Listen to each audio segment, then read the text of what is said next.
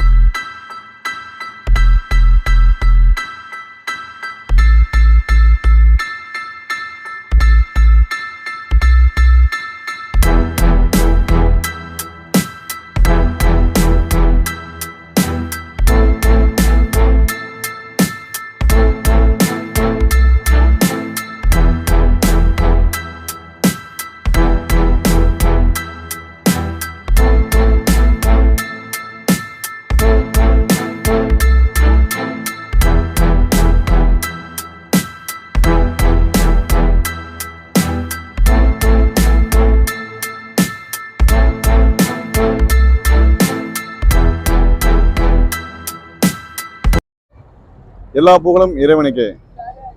தமிழக வெற்றி கழகத்தின் சார்பில் தளபதி ஆணைக்கிணங்க மாநில பொதுச் செயலாளர் அவர்களின் அறிவுறுத்தலின்படி கோவை புறநகர் கிழக்கு மாவட்டம் சார்பாக அஸ்வின் அவர்களின் ஏற்பாட்டில் இன்னைக்கு கதிர்மில்ஸ் பஸ் ஸ்டாப் அருகில் இன்னைக்கு நீர்மோர் பந்தல் தொடங்கியிருக்கிறோம். தொடர்ந்து பார்த்திங்கன்னா இன்றைக்கே பார்த்திங்கன்னா ஒரு 20 இடங்களில் சூலூர் தொகுதியில் இன்றைக்கி ஆரம்பிக்க போகிறோம் நீர்மோர் பந்தல், தண்ணீர் பந்தல் மற்றும் அதனை தொடர்ந்து பார்த்திங்கன்னா சாயங்காலம் சூலூர் மார்க்கெட் ஜும்மா மசூதியில் இன்று 6:37 மணிக்கு இஃப்தார் நோன்பு நிகழ்ச்சி நடக்குது. அந்த நிகழ்ச்சியில் பார்த்திங்கன்னா ஒரு 50 குடும்பங்களுக்கு பிரியாணி கிட்டும் 50 பேருக்கு சேலையும் கொடுக்குறோம். இது புறநகர் கிழக்கு மாவட்ட சார்பாக இந்த ஏற்பாடு செய்யப்பட்டிருக்காங்க. அதில் அந்த ஏற்பாடு பார்த்திங்கன்னா சுல்தான்பேட்டையிலேருந்து பிரகாஷ் அவர் ஏற்பாடு பண்ணிக்கிறாரு. அது ரொம்ப சந்தோஷமான நிகழ்வு. மக்களுக்கான என்ன தேவைகளோ தொடர்ந்து நம்ம தமிழக வெற்றிகளை தொடர்ந்து செய்து கொண்டிருக்கிறோம். இது கோயம்புத்தூர் மட்டுமல்ல, தமிழ்நாடு ஃபுல்லுமே இந்த நற்பணிகள் பண்ணிட்டு இருக்கிறோம். இது வாய்ப்பளித்த தளபதி அவர்களுக்கு இந்த நேரத்தில் நன்றி தெரிவிச்சுக்கிறேன்.